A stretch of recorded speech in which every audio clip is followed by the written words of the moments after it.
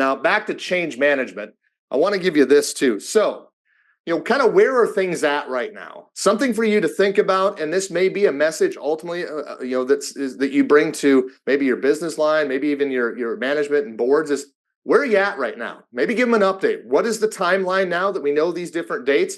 Where should we be at? What are our next steps? So these are things, kind of action items to think about. Okay, based on what has just occurred. Where are we at? What's our timeline now? Where should we be? And where are we going next? Okay, things to help you out with that change management.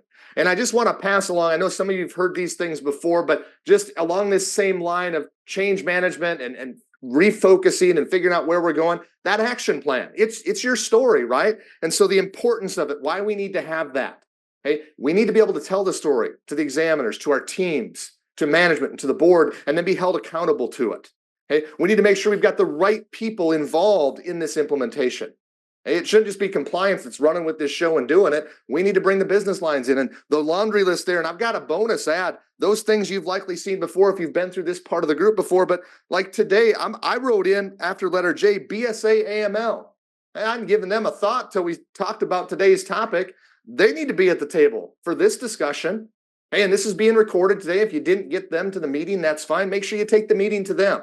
Okay, and you can hit pause, rewind, and record and talk about it with them.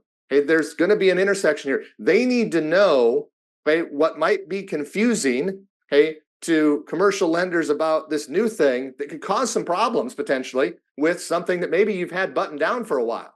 Well, now we're going to bring this principal owner thing in, and it's kind of like a beneficial owner, but different.